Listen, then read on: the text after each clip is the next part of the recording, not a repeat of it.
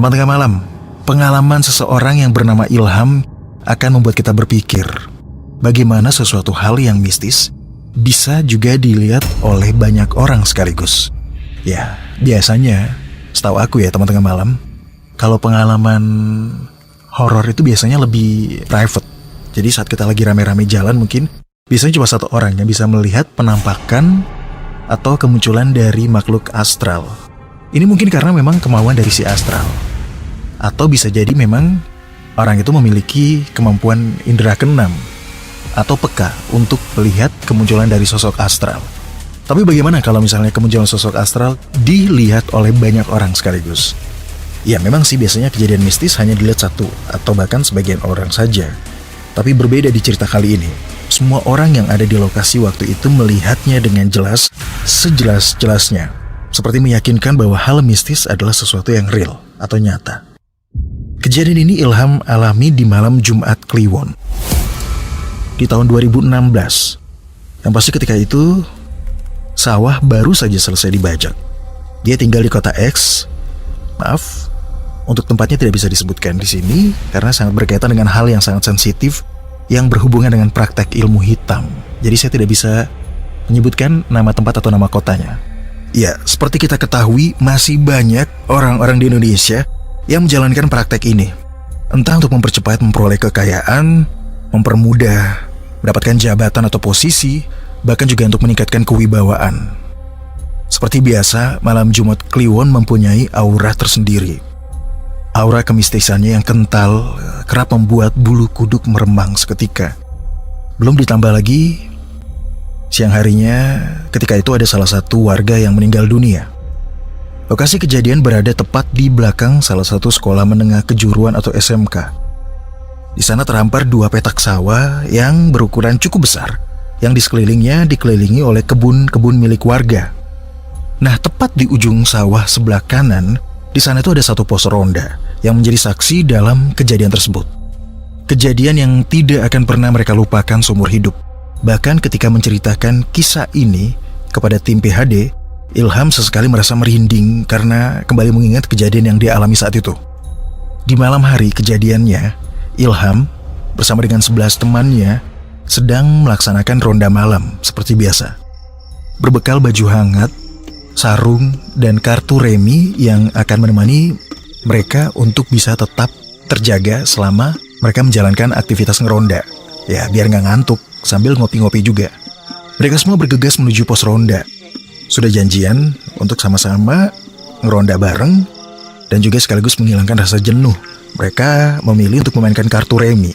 Karena banyaknya orang, mereka membagi dua kelompok. Satu kelompok bermain di atas pos ronda. Sementara kelompok yang satunya bermain di bawah, tepatnya di pelataran pos ronda. Sedang asik-asiknya mereka bermain, salah satu dari mereka yang bernama Iki terkejut keheranan melihat dari kejauhan ada sosok ibu-ibu sedang berdiam diri mematung tepat di depan rumah Teguh, yang mana Teguh ini termasuk dalam orang-orang yang melaksanakan ronda kala itu. Sebelumnya Iki melihat sekilas ibu-ibu ini ada di rumah seorang pemilik sawah, sebut saja Pak Raden. Dan hanya beberapa saat setelah itu Iki melihat ibu-ibu tadi sudah ada di depan rumah Teguh. Iki berkata, Teguh, coba deh lihat itu.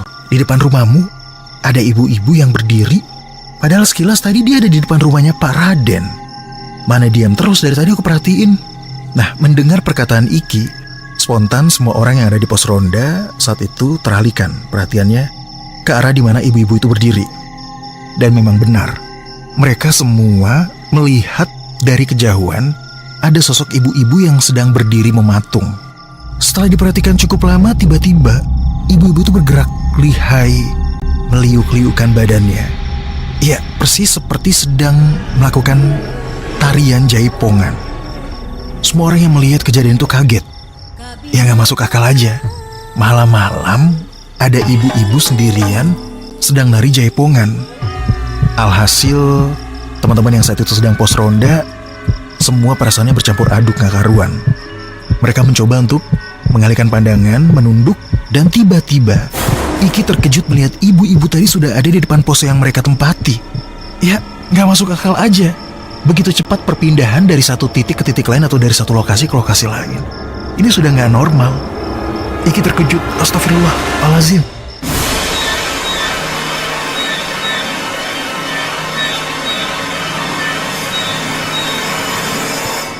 Dalam batin Iki berkata, perasaan tadi jauh, kok sekarang udah deket, di depan pos ronda lagi.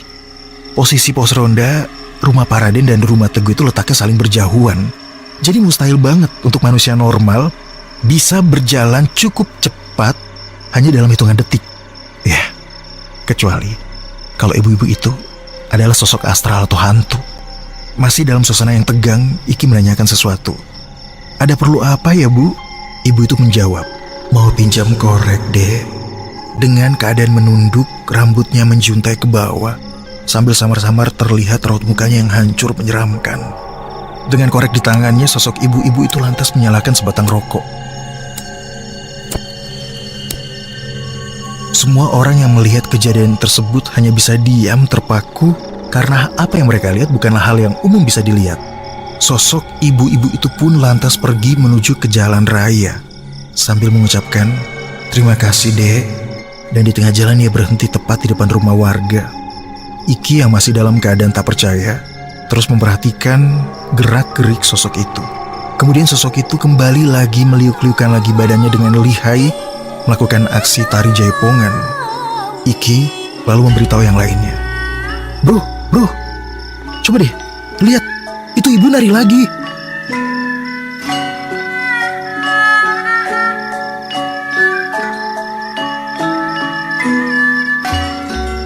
Di sela-sela gerakan tariannya, sosok itu mendadak menghilang, menjadi kepulan asap tebal, kayak di film-film gitu.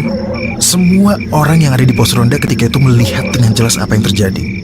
Seketika semua orang yang memperhatikan sosok ibu-ibu tadi lari beramburan karena merasakan takut yang luar biasa. Nah, ketika informasi ini digali lebih dalam lagi oleh tim PHD, ternyata di daerah sana terdapat sanggar tari. Hanya saja sanggar tari itu berjarak cukup jauh dari tempat kejadian tadi, sekitar 15 km jarak tempuhnya. Nah, usut punya usut, daerah kejadian tadi itu adalah tempat pembuangan ilmu hitam para penganut ilmu hitam atau perdukunan di sana. Ya, mungkin saja sosok ibu-ibu penari itu berasal dari Jin Korin, seorang penari yang telah meninggal yang dimanfaatkan untuk kelancaran praktek ilmu hitam. Sosok jin itu mungkin diambil dari sanggar tari, lantas dibuang di daerah itu. Dan kini dia betah untuk berada di lokasi itu selamanya.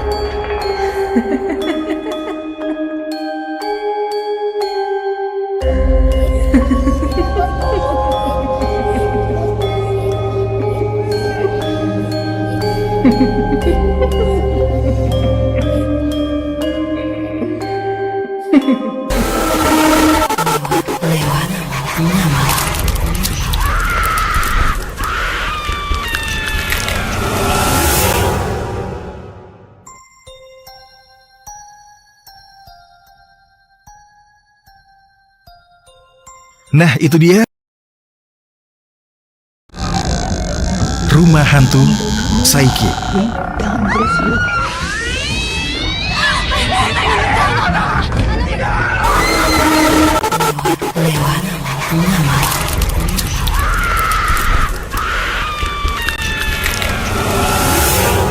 Teman tengah malam, apa kalian percaya dengan yang namanya rumah hantu? Atau mungkin rumah angker? Biasanya sih kalau rumah angker atau rumah hantu, selain ciri-cirinya rumah kosong mungkin, atau rumah yang sudah tidak ditinggali atau dihuni oleh orang, atau bisa jadi rumah yang umurnya sudah sangat tua, atau bisa juga rumah yang punya sejarah kelam masa lalu. Nah, kalau kalian juga termasuk orang yang percaya dengan rumah angker, wajib banget untuk mendengarkan episode kali ini.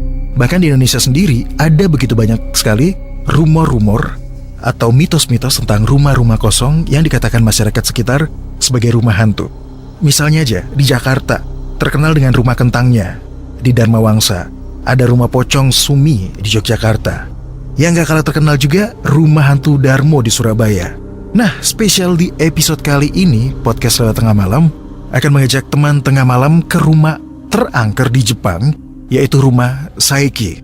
Ada urban legend di Jepang yang menyebutkan orang yang mati membawa dendam, maka kematiannya juga akan disusul dengan kutukan yang akan menyelimuti tempat tinggalnya atau tempat di mana dia mati. Inilah yang akhirnya menjadi ide dasar dari munculnya film Ju-on. Setiap rumah yang katanya angker pasti menarik minat orang-orang tertentu. Entah itu orang yang penasaran untuk membuktikan kebenaran atau cerita yang mereka dengar, sampai para sineas yang ingin sekali menjadikan rumah angker sebagai setting dari film. Percaya nggak percaya, ya namanya juga rumah berhantu. Memang ada.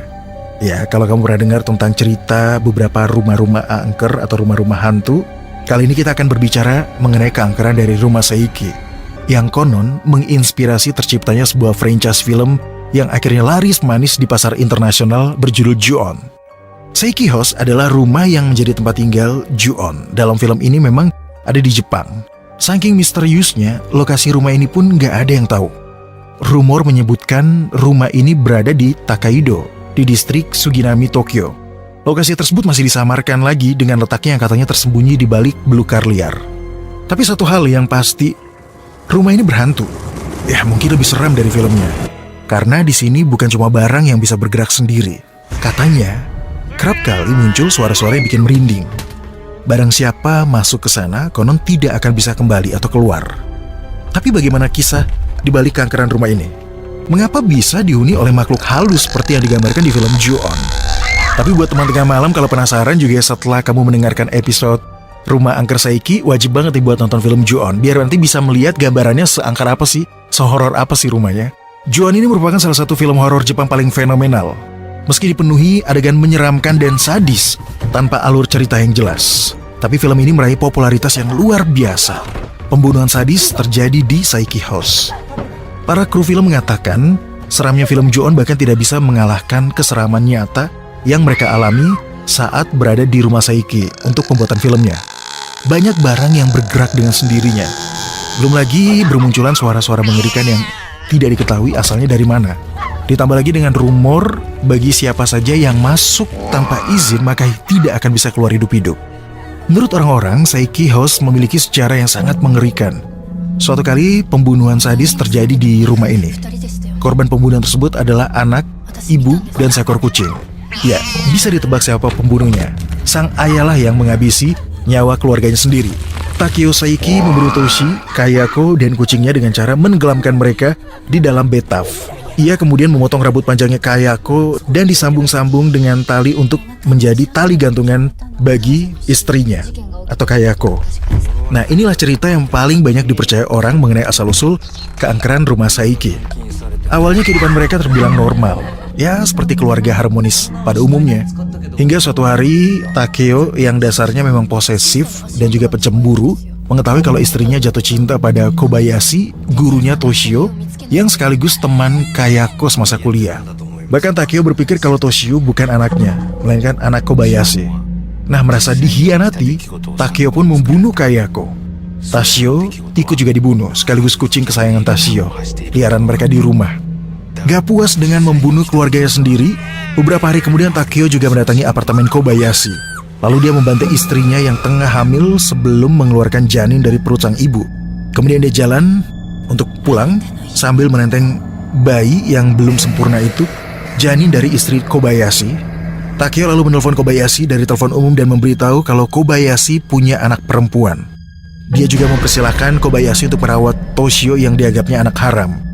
Setelah menutup telepon, rumor yang beredar, Takeo dibunuh oleh arwah penasaran dari Kayako yang tiba-tiba muncul dari tumpukan sampah untuk membalas dendam. Beberapa tahun kemudian, rumah ini ditempati oleh seorang berkebangsaan Amerika bernama Matthew William. Ia memiliki seorang ibu yang membutuhkan perawatan khusus. Karena itulah ia menyewa seorang perawat bernama Yoko Sunwoo. Namun tiba-tiba Yoko menghilang tanpa jejak. Ditemukan tulang belulang yang setelah dites DNA sangat cocok dengan milik Yoko. Keluarga William kemudian menemukan seorang pengganti dari Amerika bernama Karen Davis. Selama bekerja di sana, ia mengaku mengalami berbagai macam gangguan dari makhluk halus atau makhluk astral, berupa suara-suara aneh, jejak atau langkah kaki anak kecil yang berlari, suara menggeram dari loteng, barang-barang dalam rumah yang tiba-tiba berantakan tanpa sebab, dan hal inilah yang akhirnya membuat Karen semakin stres dan dia mengalami syok berat. Karen yang ditemukan syok berat dibawa ke rumah sakit dan mendapatkan perawatan intensif. Tubuhnya sudah mulai membaik sih, namun tidak demikian dengan jiwanya. Karena dia selalu merasa diikuti oleh seseorang kemanapun dia pergi. Tidak tahan dengan hal tersebut, akhirnya Karen berakhir dengan bunuh diri. Dia meloncat dari gedung rumah sakit. Cerita-cerita yang menyebar membuat beberapa siswa penasaran. Akhirnya mereka pun juga mencoba untuk memasuki rumah tersebut. Ya istilahnya mencoba untuk uji nyali, mencari tahu sendiri. Dan rupanya saat itu menjadi hari terakhir bagi mereka. Setelah itu mereka tidak terlihat. Seorang profesor juga memutuskan untuk mencari mereka yang menghilang dan tidak pernah ditemukan hingga sekarang.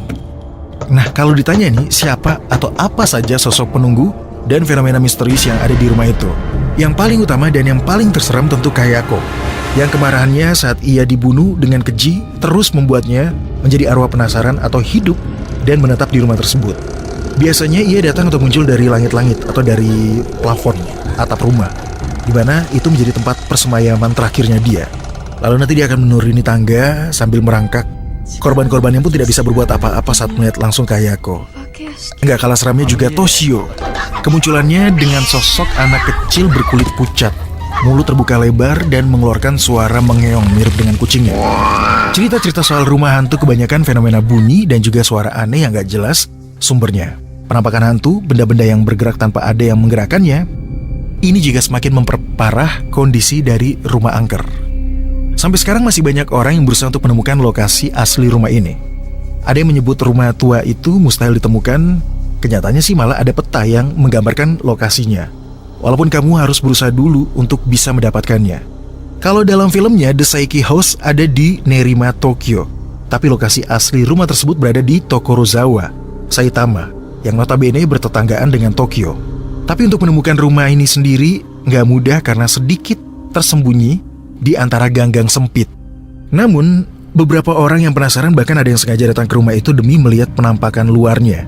Seperti apa sih rumah itu kalau dilihat langsung ya? Ya mungkin lihatnya juga dari luar ya, nggak langsung masuk. Dari beberapa sumber, beberapa orang yang saat menatap langsung ke rumah yang dulunya ditempati keluarga Seiki tersebut memang merasakan hal mistis atau istilahnya merinding. Dipasangnya CCTV dan juga inframerah di rumah itu membuktikan ada aja orang-orang yang tanpa punya izin mencoba untuk memasukinya dan gak pernah menceritakan pengalaman mereka. Ya mungkin rumah Seiki ini gak ubahnya jadi tempat uji nyali untuk orang-orang yang punya nyali besar. Dan mungkin karena itu pula rumah ini digembok seakan-akan tertutup rapat buat orang-orang luar. Sebenarnya rumah itu sendiri ada yang punya, tapi pemiliknya gak tinggal di situ. Sepertinya memang tempat tersebut sengaja dibiarkan kosong. Dan ya wajar aja sih kalau pemiliknya gak mau tinggal di sana gara-gara film Ju-on. Kalau dilihat sekilas, rumah itu emang nyeremin sih teman tengah malam. Baru lihat luarnya aja atau baru lihat fotonya aja, itu udah bikin penasaran dan juga perasaan makin gak enak. Apalagi kalau kamu yang nekat untuk masuk ke dalamnya. Tapi di sisi lain, rumah itu dapat reputasi horor karena besarnya pengaruh cerita-cerita yang menyelubunginya. Dengan kata lain, bisa saja ketakutan orang-orang pada rumah itu lebih disebabkan oleh sugesti. Tapi bisa jadi dong hal ini malah yang bikin kamu jadi makin penasaran. Nah, buat teman tengah malam, kalau kamu ke Jepang, ya kalau kamu berani dan ingin membuktikan keangkeran tempat tersebut, silakan untuk mencari rumah Seiki dan langsung merasakan aura negatif dari rumah Seiki dari dalam.